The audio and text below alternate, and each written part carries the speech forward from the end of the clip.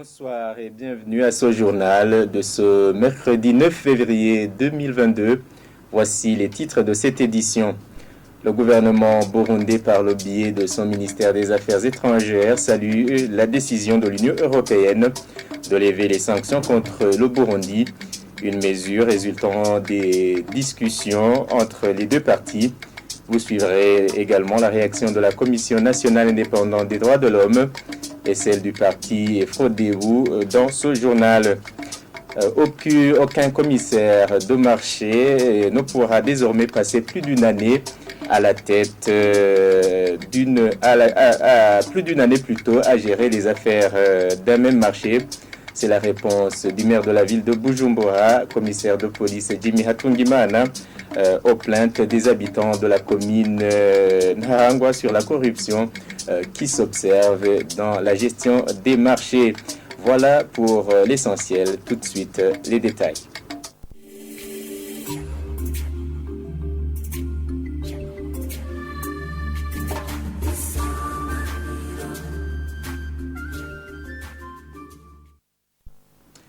Bonsoir. La levée des sanctions prises contre le Burundi par l'Union européenne est saluée par le gouvernement du Burundi. Dans une interview accordée à la télévision Isanganiro ce mercredi, le ministre des Affaires étrangères explique que cette décision résulte de multiples discussions entre les deux parties. Albert Shingiro estime que l'étape suivante est la reprise de la coopération bilatérale et multilatérale au niveau socio-économique. Suivez-le. Cette excellente décision arrive au lendemain d'une série de dialogues politiques avec les pays de l'Union européenne représentés ici à Bujumbura. Nous avons entamé ce dialogue d'une façon sincère, franche, depuis le mois de février l'année dernière. Ce dialogue a évolué, vous l'avez suivi.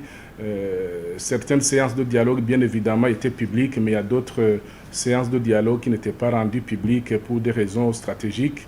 Donc, c'est un aboutissement heureux de ce dialogue qui a fait que l'Union européenne décide de lever les sanctions contre le Burundi. Donc, nous nous en réjouissons. Nous félicitons l'Union européenne d'être du bon côté de l'histoire en enlevant ces sanctions contre le Burundi. Maintenant que la paix et la sécurité sont revenus dans notre pays, maintenant nous allons nous atteler aux travaux de développement socio-économique du pays. Comme vous le savez, j'ai eu des orientations claires de son Excellence, Monsieur le Président de la République, pour baser la diplomatie du Burundi sur le secteur économique. Donc, nous avons trois ou quatre piliers qui vont être priorisés. Ça sera notamment les échanges commerciaux entre le Burundi et les autres nations, mais aussi l'attrait des investissements étrangers pour la création d'emplois en faveur de nos jeunes ici au Burundi. Mais le troisième pilier, c'est le transfert des technologies. Nous devons trouver des technologies dans d'autres pays qui sont très avancés pour pouvoir maintenant installer au Burundi des petites unités de production dans différents domaines, notamment dans le domaine agricole. Donc, je ne peux pas ne pas remercier, bien sûr, le président de la République qui a toujours été à mes côtés, à me prodiguer des conseils, mais aussi des orientations durant le dialogue avec les pays de l'Union européenne ici au Burundi. Donc, je remercie infiniment et puis aussi je dois remercier le personnel du ministère qui s'est aussi impliqué à tous les niveaux, mais surtout la population burundaise qui a été résiliente durant cette période de sanctions. La population est restée au travail et n'a pas été découragée. En réaction à cette levée de sanctions, le président de la Commission nationale indépendante des droits de l'homme se réjouit aussi de cette mesure.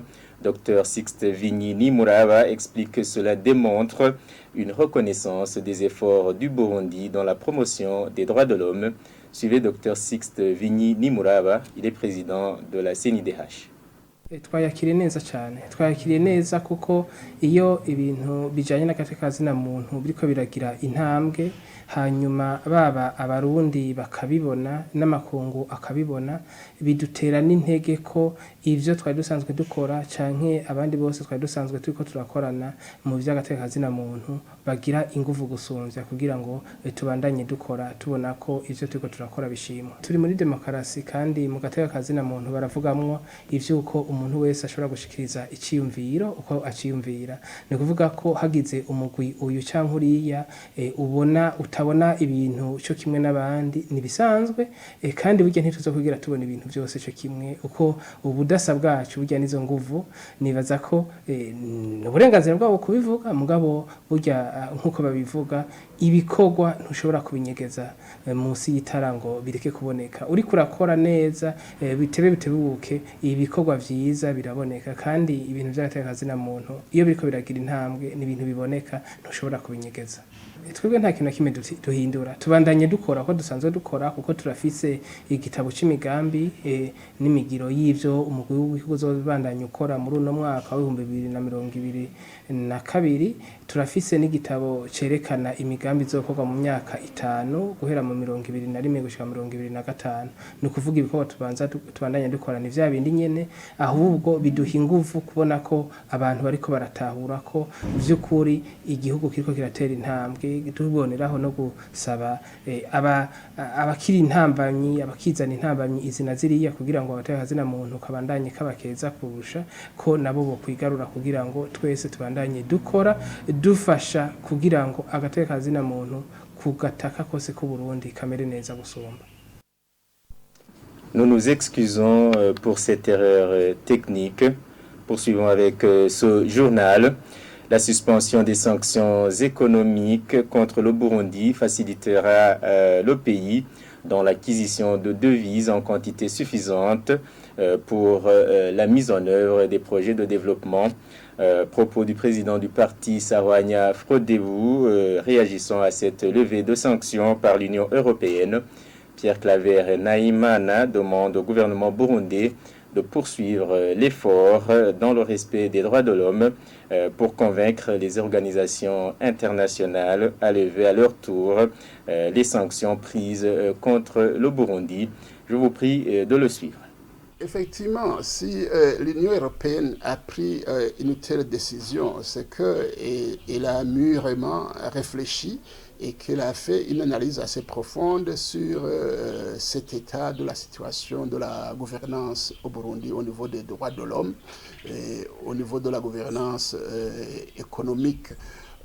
C'est que l'Union européenne a vu des améliorations. De notre côté du parti Sahwanya Frodebu, nous suivons aussi cette situation. Nous savons tous que depuis en 2015 jusqu'en 2020, et même avant, on a vu des situations très dramatiques au Burundi, où il y avait des morts à gauche, à droite, qui n'étaient pas du tout expliquées. Et le gouvernement ne parvenait pas à expliquer tout cela. On a vu des emprisonnements, on a vu beaucoup de choses. Et aussi, on a vu qu'au niveau de la justice, il y avait beaucoup de dysfonctionnements. Donc, mais petit à petit, l'on constate qu'il y a des améliorations jusqu'à ce jour. On ne peut pas dire que la situation s'est déjà complètement arrêtée. Non, ça ne peut pas le dire. Parce que même maintenant, on constate qu'à gauche, à droite, il y a des gens qui se plaignent, comme quoi il y a des leurs qui ont disparu. Mais on ne peut pas dire qu'on peut comparer cela avec ce qu'on a connu pendant les années de 2015. Donc, on peut dire, effectivement, dans le parti Sahwanya Frodebu, qu'on a constaté des améliorations. Donc, l'Union européenne, nous sommes d'accord avec l'Union européenne pour dire qu'effectivement, il y a eu des améliorations. Mais nous continuons à dire que le gouvernement doit renforcer les efforts dans ce domaine-là. Donc, sinon, si on ne renforce pas les efforts, on risque de retenir dans les situations antérieures. Un appui financier direct à l'instar des années d'avant 2016. Est-ce que le Burundi pourra bénéficier, suite à la levée des sanctions économiques par l'Union européenne. Suivez cette analyse de Guillaume Ndaikengurutse. Il est expert en relations internationales. Depuis 2015, ces sanctions sont là. Mais en réalité, est-ce que ces sanctions ont été efficaces? Ça, c'est la première question que je me dis que c'est l'une des questions que l'Union européenne s'est posée. À côté de cela, il y a ce fait que les grandes puissances, la Russie et la Chine d'abord, n'ont jamais lâché le Burundi depuis 2015. Après, il y a eu les États-Unis qui ont levé récemment les sanctions à l'égard du Burundi. Et est-ce que l'Union européenne pouvait rester isolée? Parce que vous savez, c'est aussi une question de positionnement régional au niveau de la région, parce que notre région, certes, il y a des pays, nous sommes des pays qui sont en voie de développement, mais ce reste une région stratégique pour ces grandes puissances. Donc, logiquement, après la levée de ces sanctions, cette aide budgétaire va revenir. C'est-à-dire, quelque part, les finances de notre pays vont avoir une certaine bouffée d'oxygène, parce qu'il y a tellement de secteurs qui ont tant souffert de ces sanctions. Mais je pense que quand c'est le gouvernement qui canalise une aide financière, c'est toujours plus avantageux. Il y a des étapes qui restent à franchir, devrais-je dire. Donc, ces sanctions ciblées, peut-être que ce sera la prochaine étape. Sinon, si elles ne sont pas effectivement levées, on ne pourra pas parler d'une normalisation effective des rapports entre le Burundi et l'Union européenne. Je pense que l'Union européenne, d'un côté, il y a l'Union européenne, à mon avis, qui doit élever son niveau de compréhension du contexte burundais, son niveau de compréhension des réalités politiques, économiques, sociales du Burundi. Mais de l'autre côté, au niveau du Burundi, je pense qu'il doit y avoir des efforts aussi de comprendre et d'intégrer cette donne qu'aujourd'hui, il y a certaines valeurs universellement reconnues dont il ne faut pas se passer. Aucun commissaire de marché ne pourra plus dépasser une année à la tête de la gestion d'un seul marché. Réponse du maire de la ville de Bujumbura, commissaire de police Jimmy Hatungimana, aux préoccupations des habitants de la commune Ntahangwa sur la mauvaise gestion de ces marchés. C'était ce mercredi lors d'une conférence publique. Les détails avec Aaron Douayesu. La question qui est revenue maintes fois dans cette conférence publique animée par le maire de la ville de Bujumbura avec les habitants de la zone Gihosha, Kinama et Kamenge était la mauvaise gestion des marchés, particulièrement le marché de Kinama, dont pas mal de personnes se plaignent que le commissaire du marché leur a spolié de l'argent en leur promettant des stands de retour. Le commissaire du marché de Kinama nous a spolié au vu aussi de tout le monde. Nous sommes 280 personnes. Monsieur Jacques est ici. Même aujourd'hui, il dit que nous n'aboutirons à rien. Il a ses courtiers ici qui l'aident à spolier les gens au marché. Au marché, personne ne parle plus. Monsieur le maire, ici à Kinama, c'est comme dans la jungle où le plus fort écrase le plus petit.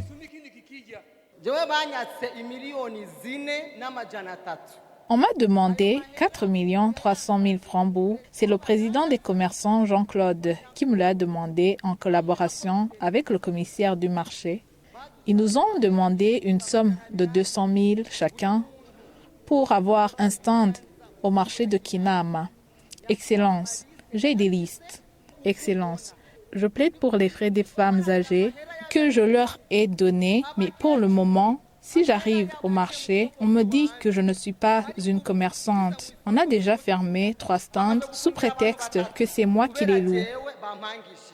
Ces plaintes sont également affirmées par le président du conseil communal de la commune Ntahangwa, Jean-Paul Mawenimana.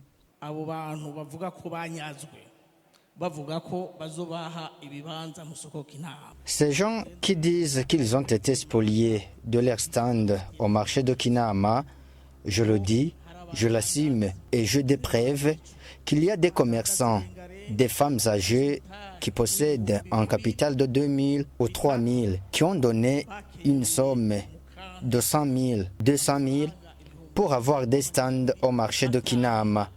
Il n'est plus 1, 10, 30. C'est beaucoup. Ils ont attendu, mais en vain. La réponse du maire de la ville de Bujumbura est qu'aucun commissaire ne va dépasser une année à la tête d'un seul marché et qu'il y aura une révision des comités de gestion des marchés. Il y a trop de vols dans l'organisation des marchés. La population a été spoliée de leur argent sans savoir d'où on peut le retrouver. Ces présidents des marchés sont aussi soupçonnés. Je voudrais vous dire que tous les commissaires des marchés seront bientôt remplacés. Aucun commissaire ne dépassera une année à la gestion d'un seul marché. Parce que après 2 ou 3 ans, ils planifient les moyens de vol. Aussi, il y aura un changement la semaine prochaine. Ce sont les commerçants qui vont élire le président du marché.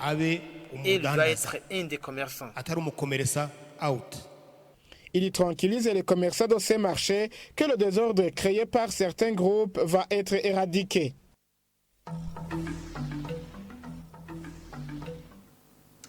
La jonction de la route nationale numéro 3 Bujumbura-Rumongue et du boulevard Mutaga 3 au niveau du petit séminaire de Kanyosha, c'est en zone Musaga, est détruite en partie. Les usagers de ces routes indiquent que se déplacer n'est pas du tout facile, surtout sur ce tronçon plutôt. Ils demandent aux autorités d'user de grands moyens dans la réparation de cette partie de la route, vu que ce n'est pas la première fois qu'elle est endommagée. Le récit est de Sheila Irambona. C'était 10h du matin lorsque nous sommes arrivés sur la route nationale numéro 3, tout près du petit séminaire de Kanyosha. Lorsque nous sommes arrivés sur place, ce qui se remarquait, c'est que ceux qui voulaient dépasser la partie séparant la route nationale numéro 3 et le boulevard Mutaga 3 le faisaient difficilement. Interroger ceux qui font le transport dans cette zone indique qu'ils frôlent les accidents à chaque fois qu'ils essaient de dépasser cet endroit. Le matin, lorsque les gens se rendent au travail, il y a des embouteillages. À cause de cette partie, beaucoup essaient de contourner ces fossés et d'autres font face à des accidents. Nous faisons des accidents lorsque nous croisons d'autres véhicules à cet endroit. Il arrive des fois où nous faisons face à des collisions. L'autre point relevé est que ce n'est pas la première fois que cet endroit est détruit. Ceux qui font le transport dans cette zone demandent aux autorités d'utiliser de grands moyens pour réparer cette partie de la route. Ils devraient augmenter les moyens utilisés car avant, ils ont amené des blocs ciment pour boucher la partie endommagée. Nous demandons qu'ils utilisent une autre façon de réparer cette partie pour qu'elle soit praticable afin de nous faciliter la tâche. Cette partie de la route est ainsi depuis 3 semaines, une information tirée de la population de la zone Musaga. Eh bien, c'est par ce reportage de notre consoeur Sheila Irambona que nous mettons un point final à ce journal. Merci de nous avoir suivis. Bonne suite des programmes sur la télévision Isanganiro. Au revoir.